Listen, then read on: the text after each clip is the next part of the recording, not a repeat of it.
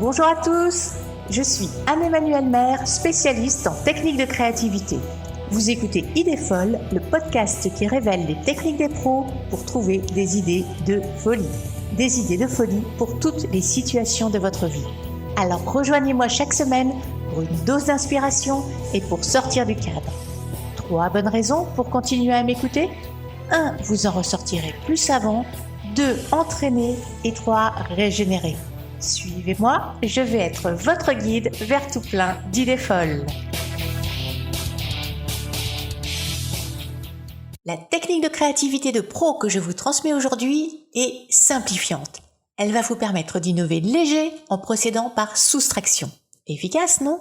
Alors, c'est une approche qu'on a tendance à mettre un peu de côté parce qu'elle va à contre-courant de nos tendances naturelles. Alors je suis contente de la mettre sur le devant de la scène aujourd'hui, pour tirer un peu dans l'autre sens. Et comme toujours, je vais vous donner tous les secrets pour activer cette technique pour innover dans votre vie professionnelle comme personnelle. Et on verra aussi ensemble des exemples d'applications très différents. Alors notre devise aujourd'hui, c'est simplifier. Encore et encore. Vous avez bien compris, il va y avoir des choix à faire parce que vous allez chercher des solutions minimalistes. Car souvent, less is more, ou en français, moins c'est plus, ou encore moins fait plus, ou moins pour plus. Alors, comment faire moins ?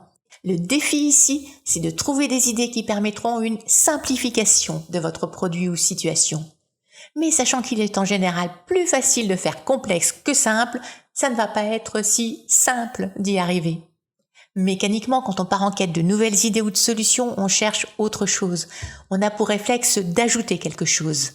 Aujourd'hui, on va calmer un peu ça, ce réflexe cumulatif et regarder ce que ça donne tout simplement en enlevant des choses, en visant le moins.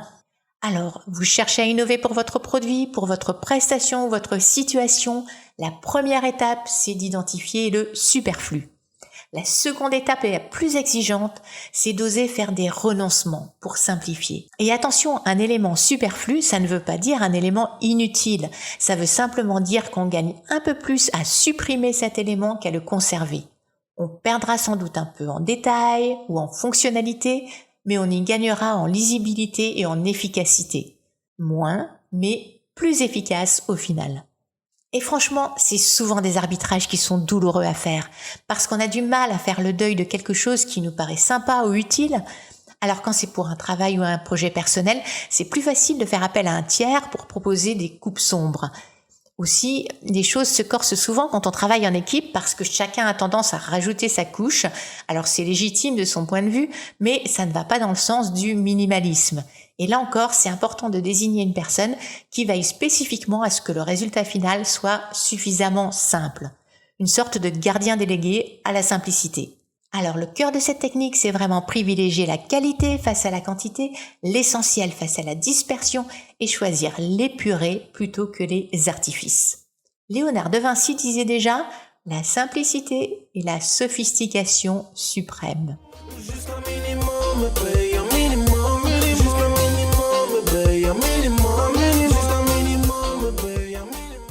Et voilà une citation de Saint-Exupéry qui illustre cette approche clairement et simplement. La perfection est atteinte non pas lorsqu'il n'y a plus rien à ajouter, mais lorsqu'il n'y a plus rien à retirer. Je répète si vous voulez. La perfection est atteinte non pas lorsqu'il n'y a plus rien à ajouter, mais lorsqu'il n'y a plus rien à retirer. Alors je le rappelle, on est au cœur d'une méthode d'innovation radicale qui consiste à simplifier au maximum pour faire mieux. Exemple. Vous travaillez au design d'un produit ou vous êtes architecte, artiste, essayez d'enlever tout ce qui peut l'être de votre œuvre. Jouez le dépouillement, la pureté des lignes.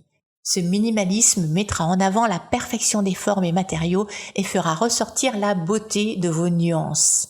Et non, le minimalisme n'est pas forcément triste ni uniformisant. Regardez le dadaïsme, regardez l'art brut ou le Bauhaus, il montre bien que la simplicité, c'est être multiforme. Vous travaillez à l'amélioration d'un service ou à une prestation.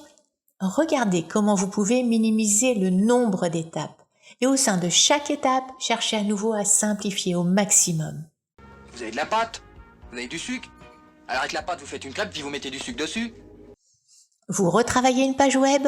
Optez pour le flat design, minimaliste et élégant, et pour une expérience utilisateur dite sans distraction. Sans distraction, c'est-à-dire qui reste focus sur votre message. En simplifiant, en creux, vous augmenterez votre impact. Vous écrivez, enlevez tout ce qui ne sert pas à votre propos, même si c'est très bien écrit et que vous l'adorez. Préférez la concision au verbeux, que ce soit pour votre scénario, votre roman, votre mail ou votre rapport professionnel. Vous concevez un support de communication ? Élaborez des mises en page et des messages minimalistes. Leur impact sera plus fort. Vous voyez comment le blanc ou comment le silence attire l'attention. Silence. Il y a même récemment une tendance à l'ultra-minimalisme. Des titres très très gros et gras, une économie de couleurs, de signes, notamment pour les très grandes marques qu'on identifie très vite à partir de juste quelques signes très simples. Vous êtes ingénieur, étudiez la simplexité. La simplexité, c'est un nouveau domaine d'études en systémique, en ingénierie et en neurosciences qui vise à rendre les choses complexes, simples et compréhensibles. Les choses complexes deviennent simples. Alors une chose simplexe, ce n'est pas une chose simple, mais c'est une chose complexe dont on a déconstruit la complexité et qu'on sait expliquer de manière simple. Par exemple, l'interface homme-machine intuitive des smartphones est simplexe, comme celle des cockpits d'avion.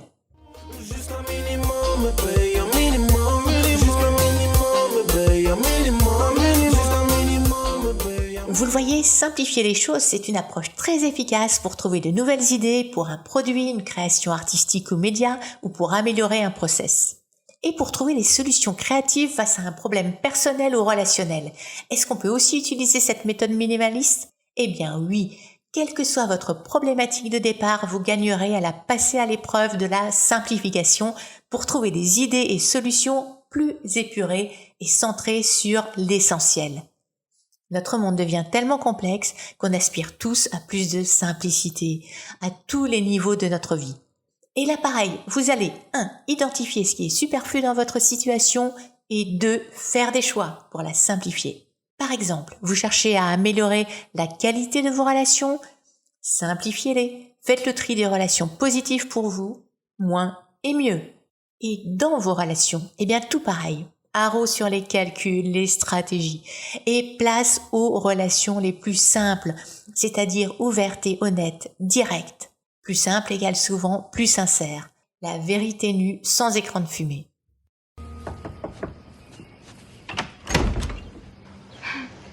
Vous ne me connaissez pas, mais je m'appelle Edward Bloom et je vous aime. Ou encore, vous cherchez à améliorer votre quotidien, simplifiez votre vie. Allégez votre charge mentale, vous vivrez la tête légère et ça fait du bien. Les solutions minimalistes sont nombreuses, essayez-les. Commencez par faire un tri radical, désencombrez votre logement et vos placards, délestez-vous de tout ce qui ne vous sert pas, donnez, jetez.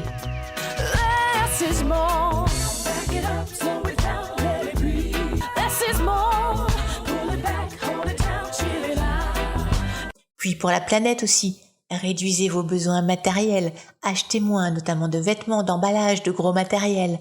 Pensez à faire la différence entre vos envies et vos vrais besoins. Et minimisez votre empreinte écologique. Aussi, allégez votre emploi du temps, vous gagnerez un nouvel espace de liberté.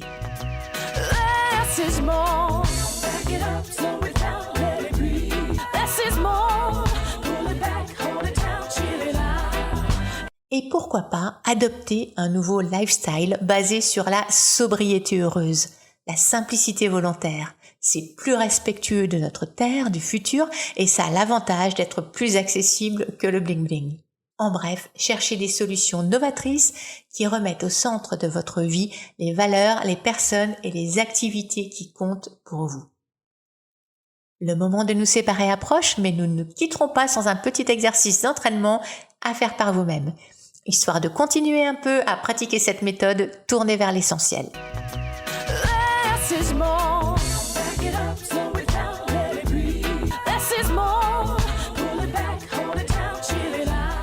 Voici donc l'exercice d'entraînement. Imaginez une nouvelle déco pour votre appartement. Quelles idées follement simples allez-vous trouver pour votre nouvelle déco ? Petit truc, je vous rappelle que vous pouvez vous interroger sur ce qui est vraiment essentiel dans votre appartement au final, sur tout ce que vous pouvez enlever, sachant que tout ce qui est non essentiel est superflu a priori.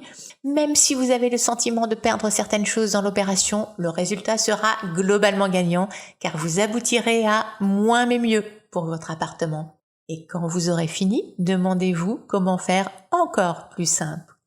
Alors je suis sûre que vous allez trouver un maximum d'idées minimalistes. À la semaine prochaine! Merci d'avoir écouté cet épisode du podcast Idées folles.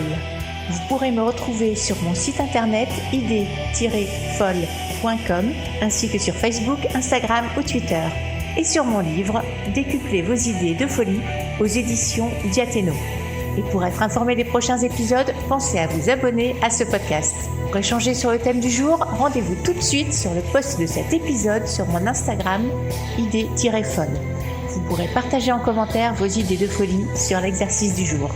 Alors à la semaine prochaine pour un nouvel épisode et entre-temps je vous souhaite de belles idées de folie.